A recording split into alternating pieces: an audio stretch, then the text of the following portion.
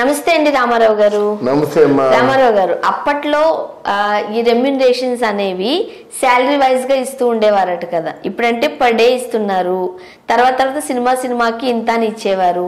But తొలినాళ్లలో నెలకి ఎంత జీతం కింద ఇస్తూ ఉండేవారట కదా. సో అలా విఠలాచార్య గారి సినిమాలో రామారావు గారు ఏదో సినిమా చేసినప్పుడు ఆయన జీతం కట్ చేశారంట.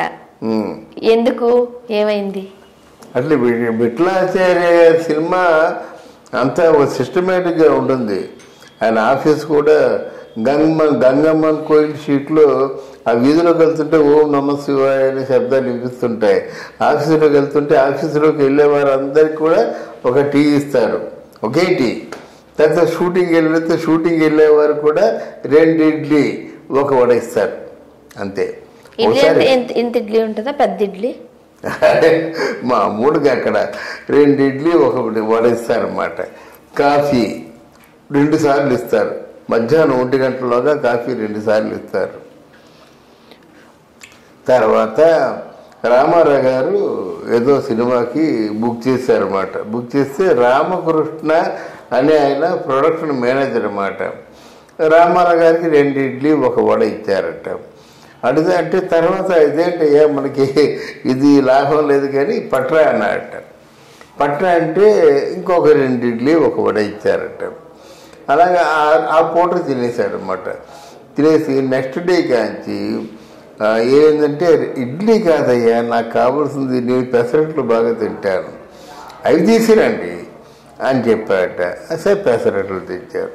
సాయంత్రం పూట వీడి దోశ, చట్నీలు, ఇలాగ అంటే ఎప్పుడు ఏమి కావాలో అవి చెప్పేవాడు, అది తీసుకొచ్చి ఇచ్చేవాడు అన్నమాట. తర్వాత మధ్యాహ్నం కాదు అయితే మాత్రం చెప్పలేదు, కాదు లేదు అనే విషయం మాత్రం చెప్పలేదు. గౌరవంగా చూసుకోవాలి కదా, అలాగే చూసుకునేవాడు అన్నమాట. అలా ఆయన యాక్ట్ చేస్తున్నాడు. విఠలాచార్య అంటే చాలా గౌరవం పెంచుకున్నాడు. చాలా మంచి వ్యక్తి కదా ఆయన. ఎంతైనా ఆయన ఒక డిసిప్లిన్ ఉన్న వ్యక్తి కదా అనుకున్నాడు. అనుకున్న తర్వాత లాస్ట్లో ఏ నెలకి ఆ నెల జీతం ఇచ్చేవారు. ఇవాళ రంగనాథ్ వీళ్ళందరికీ, అలాగే నరసింహరాజుకి వీళ్ళందరికీ కూడా ఏ నెలకి ఆ నెల జీతాలు ఇచ్చేవారు అన్నమాట. అప్పుడు రామారావు గారి జీతంలో చాలా వరకు కట్ చేశారట. అది కట్ చేయాలంటే ఒక దగ్గర 10,000 రూపాయలు కట్ అయిపోయిందట జీతంలో. ఇచ్చేది ఒక 20,000 25,000 ఉంటుంది. అంటే ఇచ్చేదంటే మొత్తం టోటల్ అమౌంట్ ఎంత, ఎన్ని నెలలు షెడ్యూల్ వేసుకున్నారు, ఎన్ని నెలలకి నెలకి ఎంత చొప్పున పడుతుంది, ఇదే కదా ఉంది. అయితే ఆయనకి ఇవ్వాల్సిన అమౌంట్లో 10,000 రూపాయలు పోతే ఇంకే ఉంది. మిగతా ఇచ్చేసరికి రామారావు గారు తెల్లమోహం వేశారట. అదేంటంటే ఇది మనం అనుకున్న అమౌంట్ ఇంత అమౌంట్ అనుకున్నాము, ఇన్ని షెడ్యూల్ వేస్తున్నారు, ఇంత అమౌంట్ పడింది, మరి ఈ అమౌంట్ నాకు ఇవ్వాలి కదా అనేసరికి అప్పుడు రామకృష్ణ చెప్పారట, ఇక్కడ లేదంటే అది ఎవరైనా సరే విఠలాచార్య గారు పెట్టిన భోజనం తప్ప మన ఇష్టం వచ్చిన భోజనం కానీ, మన ఇష్టం వచ్చిన కర్రీస్ కానీ, మన ఇష్టం వచ్చిన టిఫిన్లు కానీ తెప్పించుకుంటే దానికి ఎంతైతే అయిందో ఆ బిల్స్ ప్రకారంగా ఛార్జీలు వేసేస్తారండి. దానికి ఎవరికి కూడా మోమాటాలు ఉండవు. అంటే విఠలాచార్య గారి తాలూకు బంధువులు వచ్చి ఇక్కడ టిఫిన్ చేసినా సరే రాసేయాల్సిందేనండి అని చెప్పారట. చెప్తే చాలా అంటే విశేషంగా ఉందని చెప్పేసి అప్పటి నుంచి ఎన్టీ రామారావు గారి కంపెనీలో కూడా 2 ఇడ్లీ 1 వడ. మరేంటి అది తప్ప ఎవరైనా తిన్నట్టయితే బిల్లు పే చేసేవలసింది అని ఆయన షరతు పెట్టాడన్నమాట. ఈ షరతు ఎక్కడి నుంచి నేర్చుకున్నాడు? విఠలాచార్య గారి దగ్గర నుంచి నేర్చుకున్నాడు. జనరల్ గా భోజనం దగ్గర అలా చూడరు కదా, ఎంత కావాలంటే అంత వడ్డిస్తారు ప్రేమగా. ఆయన అలా ఉంది, దానికే ఉంది. విఠలాచార్య గారు చేస్తారు. మరి అలాగైనట్టయితే బాపు గారు రమ్మగారు ఉన్నారు, వాళ్ళు భోజనాలు మామూలు భోజనాలు. బాబు గారు రమణ గారు ఉంటే ఎక్కడో రాజమండ్రి నుంచి వంటవాడిని తీసుకొచ్చి వండిస్తారు. చక్కెర పొంగలు కానీ, దద్దోజనం కానీ, పులిహోర కానీ వండిస్తారన్నమాట.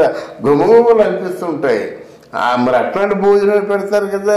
అలాగే కావాలంటే అంత వడ్డిస్తారు, ఎంత కావాలంటే అంత. చార్జెస్ ఉండవు, ఛార్జీ లేదు. మరి పద్మనాభం గారు, అది పద్మనాభం గారికి పెళ్లి భోజనమే 4 రకాల చికెను, మటను, ఫిష్, రొయ్యలు 4 రకాల వంటలు అడిగిందంతా పెట్టాలి. ఎంత ఓ పెళ్లి భోజనం పెట్టినట్టు పెడతారన్నమాట. ఎంత కావాలంటే అంత తిన్నవే.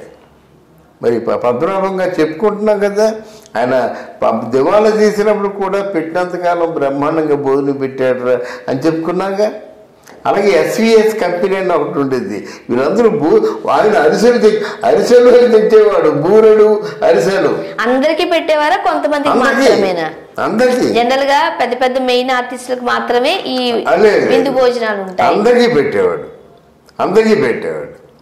ఎస్విఎస్. జయకృష్ణ అనే పేరు విన్నావా అయితే తెలియదు నాకు. అది ఈ అల్లు అరవింద్కి చిరంజీవి గారికి లైఫ్ ఇచ్చింది జయకృష్ణే. ఆయన మన ఊరి పాండవుల సినిమా, సీతారాముల సినిమా తీసింది జయకృష్ణ.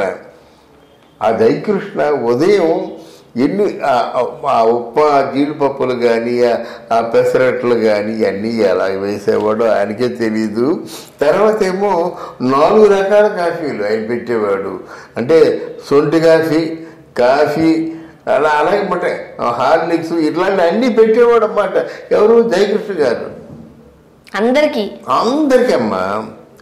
ఎందుకు నేను ఇప్పుడు దాసరి గారితో నేను దీనికి మేఘ సందేశానికి వెళ్ళాం.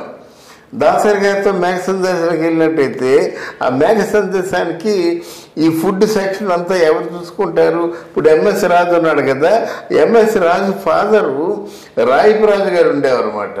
మేఘ సందేశం 40 రోజులు షూటింగ్ ఎక్కడ? పోలవరం కరణం గారి ఇంట్లోను. ఇంకా అక్కడి నుంచి ఆ రాయపురాజు గారు ఆ తాపేశ్వరం కాజాలు కానీ, పూతరేగులు కానీ, ఇంకా దుప్పి మాంసాలు కానీ రకరకాల పిండి వంటలు వాటితో పెట్టారన్నమాట. తినలేకపోయామన్నమాట 40 రోజులు. అలా పెట్టేవాళ్ళు ఉన్నారు. కానీ వీళ్ళ డిసిప్లిన్ ఇది ఎన్టీ రామారావు గారు పెట్టు అంతే. ఓ లెక్క ప్రకారం తినవలసిందే అంతే. బయట వాళ్ళు చాలామంది పెట్టారు కదా, చాలామందికి ఏమంటారు ఆ పిచ్చి ఉంది, భోజనం బాగా పెడదాంరా అనే పిచ్చి ఉంది.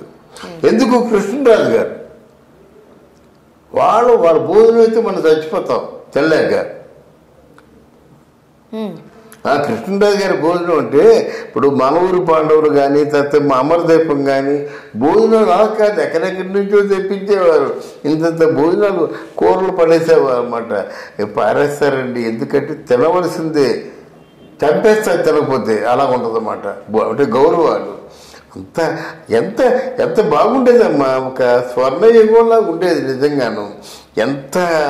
అందరూ ఎంత కలుపుగోలుతనంగా ప్రేమాభిమానాలతో ఉండేవాళ్ళు. అంత బాగా ఉండేది. ఆ విషయాలు చెప్పుకుంటున్నామంటే ఎంత ఆనందంగా ఉంది. మరి అప్పుడు విఠలాచారి గారు ఎప్పుడైతే మనీ కట్ చేశారో రామారావు గారికి కోపం రాలేదు?